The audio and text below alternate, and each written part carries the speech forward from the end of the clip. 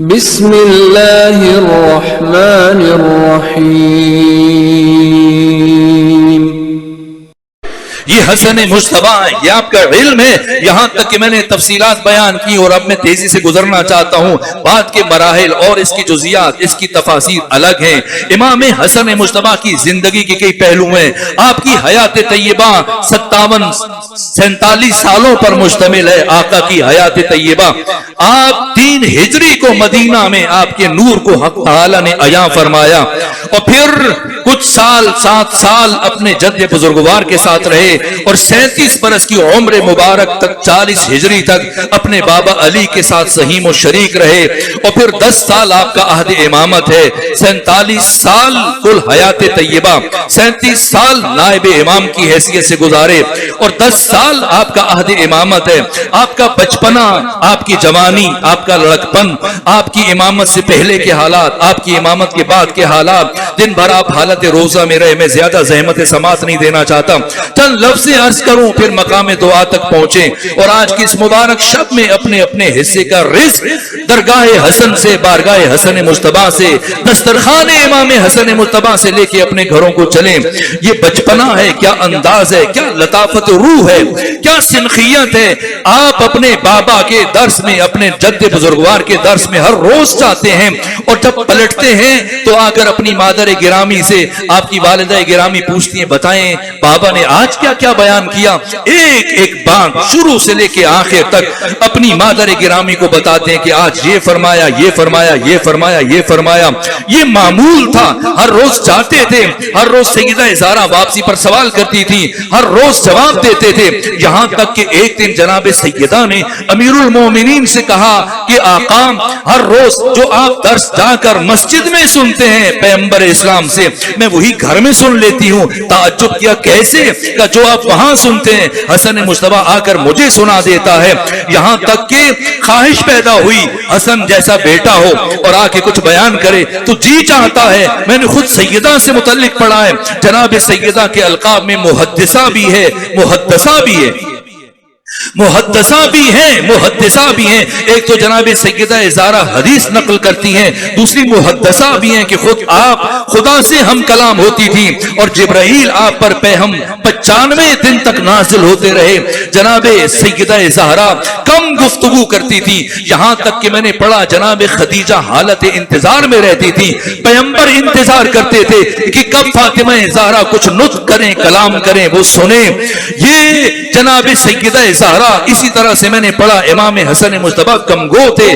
خود جب حسن جیسا بیٹا ہو تو علی جیسے باپ کے دل میں خواہش پیدا ہوتی ہوگی کہ میں بھی سنوں کیا بات کرتے ہیں، اور جب توصیف کی سیدہ زہرا نے کہ اس طرح جو آپ سنتے ہیں میں ہر روز گھر میں سن لیتی ہوں، تو ایک دن مولا متقیان اس سے پہلے کہ حسن مجتبیٰ اٹھیں گھر پہنچیں، آپ پہلے اٹھ کر آ گئے اور خود کو ایک گوشے میں مخفی کیا، یہاں تک کہ انتظار میں جستجو ہے، طلب ہے، خواہش ہے، حسرت ہے کہ سنیں میرا بیٹا کیسے گفتگو کرتا ہے، کس طرح سے آ کے اپنے جد بزرگوار کا سارا درس اپنی ماں کے سامنے بیان کرتا ہے۔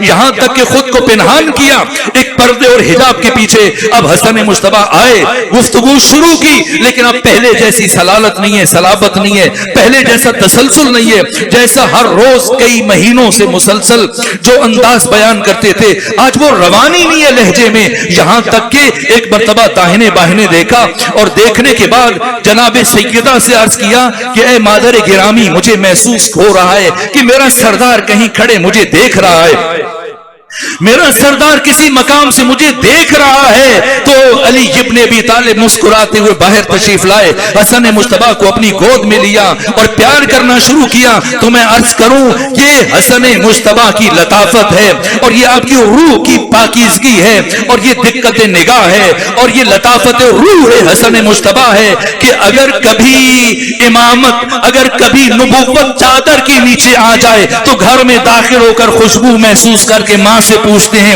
انی اشم عندک رائحۃ طیبہ، اور کبھی امامت پردے کے پیچھے آ جائے تب بھی اپنی ماں کو بتاتے ہیں کہ میرا سردار مجھے دیکھ رہا ہے۔ صلوات بھیجیے خاندان فاطمہ پر۔ یہ امام حسن مجتبی ہیں، آپ کی 37 سال اس ترتیب سے گزرے اور 10 سال آپ کا عہد امامت جس میں آپ نے 4 کام انجام دیے۔ مشکل ترین دور ہے، ائمہ معصومین میں سے کچھ ادوار ہیں جس طرح سے امام موسیٰ کاظم علیہ السلام ہیں، اگر علمی اپوزیشن کے اعتبار سے دیکھا جائے تو مشکل دور ہے امام موسیٰ کاظم علیہ السلام کا، اس لیے کہ آپ کے زمانے میں فقہ کے چاروں امام ایک ساتھ اکٹھے ہیں، امام شافعی، امام احمد ابن حنبل، امام مالک، یہ سارے کے سارے امام ابو حنیفہ، چاروں امام بیک وقت جس امام کے زمانے میں اکٹھے ہوئے یہ امام موسیٰ کاظم ہے۔ ایک طرف ائمہ فقہ، دوسری طرف ارکان تصوف سفیان ثوری، حسن بصری، معروف کرخی، عبداللہ مبارک، یہ، اور تیسری طرف فلسفہ یونان کا ہارون الرشید پہلی مرتبہ عربی زبان میں ترجمہ کروا رہا تھا تاکہ لوگوں کا رخ دین سے موڑ کر نیچر کی طرف کیا جائے، لوگ آہستہ آہستہ خدا کا انکار کرنا شروع کر دیں اور دہریت عام ہونا شروع ہو جائے، یہ تیسری طرف، اور چوتھی طرف عباسی ظالم حکمران تھے، اور پانچویں طرف سب کا مقابلہ اکیلے موسیٰ کاظم نے کرنا ہے، وہ بھی زندان میں رہتے ہوئے کرنا ہے۔ اسی طرح سے اگر میں دیکھوں کہ ائمہ میں سے مشکل ترین دور کس کا ہے تو وہ امام حسن مجتبی کا، اس لیے کہ دشمن اتنا عیار ہے، دشمن اتنا مکار ہے کہ جس نے علی جیسے امام کو خون کے آنسو رلوائے اور جس کی وجہ سے علی محراب عبادت میں شہید ہوئے، ایسے دشمن کا مقابلہ کرنا ہے اور ایسے مگر مچھ کے دہن سے، جبڑے سے دین مصطفیٰ کو نکال کر قیامت تک آنے والے باشعور انسانوں کو یہ امانت منتقل کرنی ہے۔ یہ اعجاز حسن مجتبی کا ہے۔ کیا انداز اختیار کیا گیا 40 ہجری میں جب علی شہید ہوئے، کتنا سخت محاذ ہے، کتنا سخت محاذ ہے۔ ایک طرف ممبر سے مسلسل علی ابن ابی طالب پر 60,000 ممبروں سے ہر جمعے کے خطبے میں گالیاں دی جاتی ہیں، لعن طعن کیا جاتا ہے، کون مقابلہ کرے اتنے سخت مشکل مرحلے کا؟ یہ امام حسن مجتبی ہیں۔ اور دوسری طرف پیغمبر گرامی اسلام کی احادیث کو اس طرح سے نقل حدیث پر پابندی لگا دی گئی کہ جتنا ذخیرہ حدیث تھا وہ پہلے جلا دیا گیا، اور جو بچی تھی اسے اس 40 ہجری کے بعد جلا کر راکھ کر دیا گیا، ڈھونڈا گیا، تلاش کیا گیا، سپاہیوں کو مامور کیا گیا کہ جو بڑے بڑے مشہور و معروف صحابہ، روات اور محدثین، قرآن کے قاری اور محدث و مفسر، جو ان کے گھروں کی تلاشی لو، یہاں تک کہ حدیث کے بڑے بڑے ذخیرے تلاش کیے گئے، جو ہڈیوں پر قرآن لکھا گیا تھا، جو چمڑے پر قرآن لکھا گیا تھا، جو درخت کی کھالوں پر قرآن لکھا گیا تھا، سب کو اکٹھا کیا گیا، نہ احادیث تو جمع کی گئی تھی، سب کو نظر آتش کر دیا گیا اور نقل حدیث پر پابندی لگا دی گئی، حدیث رسول پر قدغن بٹھا دیا گیا، اور پھر ایسے افراد کو منتخب کیا گیا جو صبح و شام دن رات رسول اسلام کے خلاف جھوٹی احادیث منسوب کر رہے ہیں، یہاں تک کہ ایک طرف مولا متقیان کی کردار کشی ہو رہی ہے، ایسی جعلی احادیث کو گھڑا جا رہا ہے کہ جس طرح سے آج بھی آپ دیکھیں یہ اس طرح کی باتیں جو مولا متقیان سے منسوب ہیں، کہ جو جملہ ہے پیغمبر گرامی اسلام کی حدیث ہے، یہ فاطمہ تو بسعۃ منی من ارزاها فقط ارزانی فمن اغضبها فقط اغضبنی، کہا یہ علی کے بارے میں پیغمبر کی حدیث ہے، نعوذ باللہ، اس لیے کہ علی نے پیغمبر کو دکھی کیا، اس لیے کہ علی نے فاطمہ زہرا کو ناراض کیا۔ کیسے کہ علی ابو جہل کی بیٹی سے عقد کرنا چاہتے تھے، شادی کرنا چاہتے تھے، اور جناب سیدہ ناراض ہو کر پیغمبر کے پاس چلی گئیں، اپنے بابا سے شکایت کی کہ علی شادی کرنا چاہتے ہیں ابو جہل کی بیٹی سے۔ تب جب یہ سنا تو پیغمبر نے علی سے فرمایا یہ ساری باتیں، اس طرح کی من گھڑت جھوٹی باتیں، دن رات مسلسل کارخانے لگا دیے گئے جھوٹی احادیث گھڑنے کے لیے علی کی دشمنی میں۔ دوسری طرف علی کے سارے فضائل جو پیغمبر نے پہلے بیان کیے تھے اپنی زندگی میں، سارے دوسروں کے ساتھ منسوب کیے جانے لگے۔ ان مشکل ترین حالات میں کردار مصطفیٰ کا تحفظ کیسے ہو، کردار علی ابن ابی طالب کا تحفظ کیسے ہو، ان ہستیوں کے کردار کو بچایا حسن مجتبی نے۔ کیا انداز اختیار کیا، یہاں تک کہ 10 سال مسلسل مسجد نبوی میں نماز فجر سے لے کر طلوع آفتاب تک ہر روز بیٹھتے تھے اور لوگوں کے لیے درس تفسیر قرآن بیان کرتے تھے، اپنے جد کی احادیث بیان کرتے تھے، دشمنوں کے حربوں کو آشکار کرتے تھے. اور دوسرا کام جس کی طرف کم لوگ متوجہ ہیں وہ ان 10 سالوں میں امام حسن مجتبی نے کربلا کے سپاہیوں کو تیار کیا ہے, کربلا کے مجاہدین کو تیار کیا ہے. کربلا کی تیاری اور کربلا کے شہداء اور مجاہدین کی تیاری صرف حسین ابن علی نے نہیں فرمائی ہے, یہ حسین کی نصرت پہلے سے کر کے جا رہے ہیں. اور کربلا میں حسین کے ساتھیوں کی خود تربیت فرما رہے ہیں.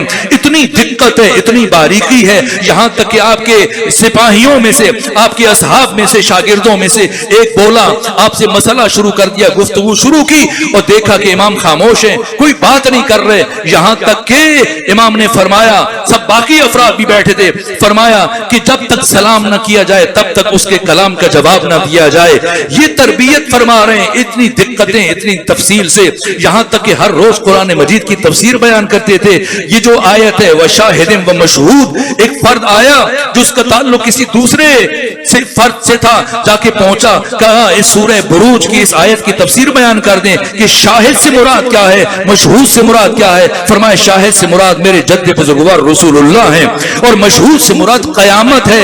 اس لیے وہ قیامت پر شاہد بن سکتے ہیں کہ ان کی قیامت پر بھی نگاہ ہے, اور جت قیامت تک کے لیے ایک ایک فرد کے عمل پر بھی میرے جد بزرگوار کو پروردگار نے شاہد قرار دیا ہے.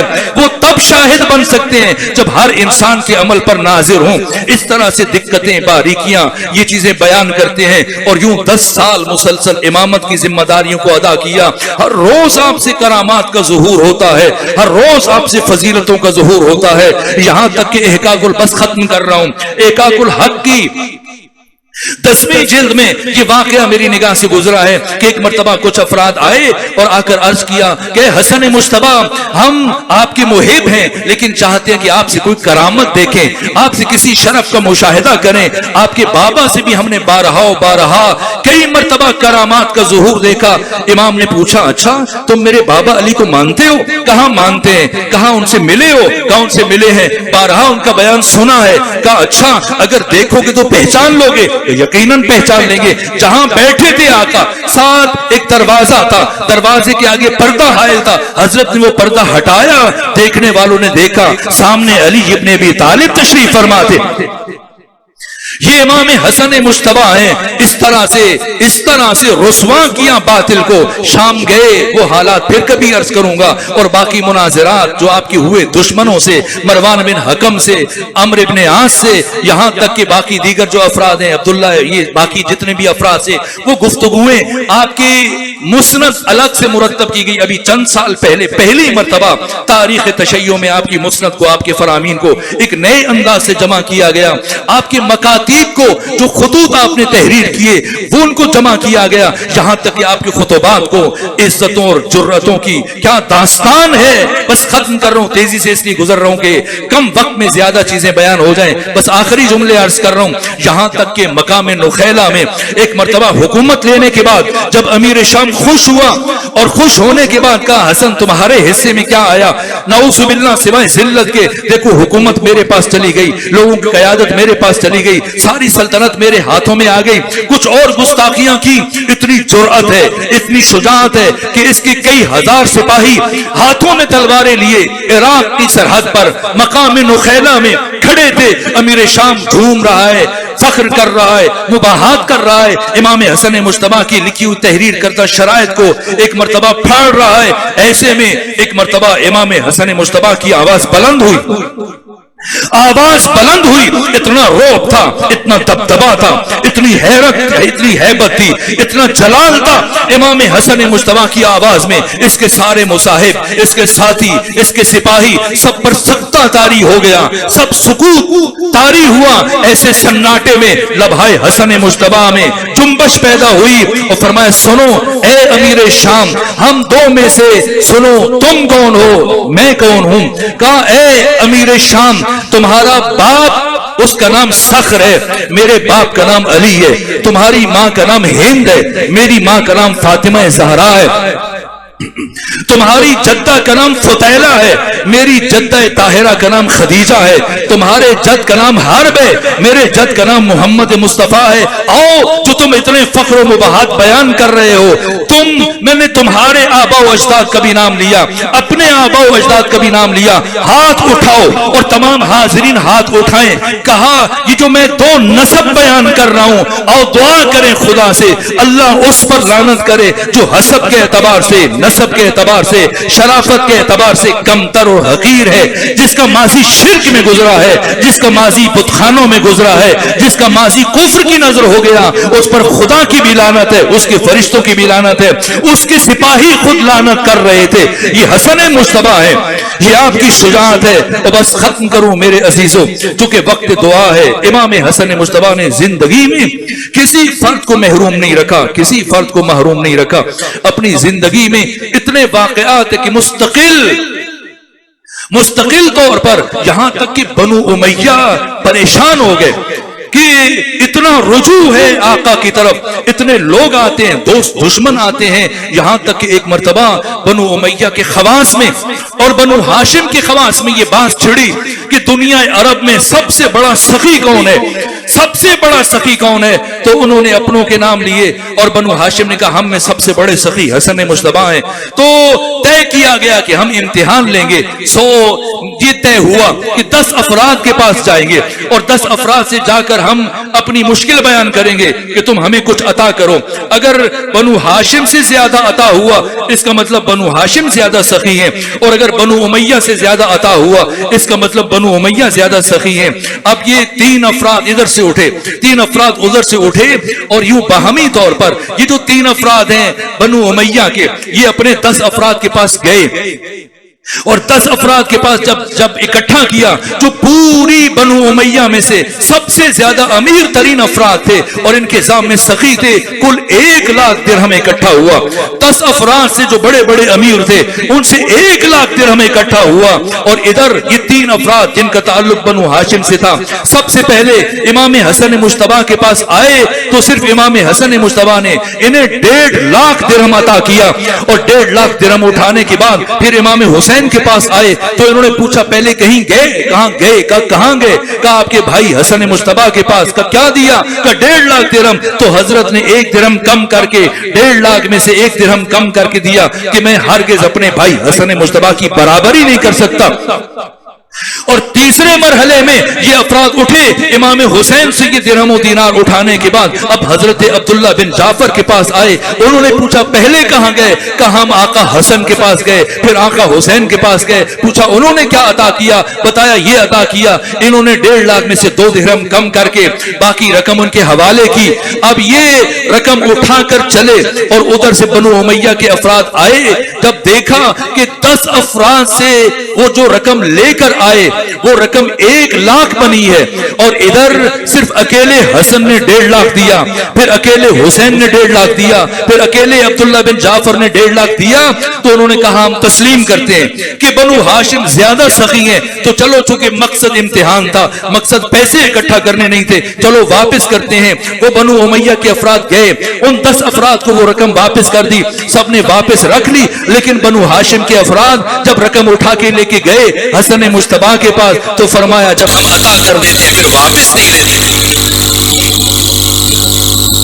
आज की शब अता है और दुआ करते हैं परवरदिगार से वजूद मुबारक इमाम हसन मुस्तफा के सदक़े में, कायनात के करीम तरीन जात के सदक़े में, करीम अहले बैत के सदक़े में परवरदिगार दिन भर रोजा रखने के बावजूद, शब की तलखियों के बावजूद ये मोमिनीन आए इस जश्न में, इस खुशी में शरीक होने के लिए कि जो दस्तरखाने इमाम हसन मुस्तफा है, जहां हर नेमत खुदा ने मुअय्यन फरमा दी। परवरदिगार आज की इस मुबारक शब में हम में से हर एक को अपना खास हिस्सा अता फरमा।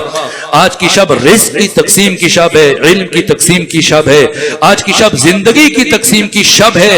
यूसुफ फातिमा इमाम हसन मुस्तफा के वजूद के तसद्दुक में परवरदिगार तमाम हाजिरीन को तूल उम्र से तो सलामती के साथ अता फरमा, सबके रिज़्क़ को जानो मालो औलाद में वुसअत व बरकत अता फरमा।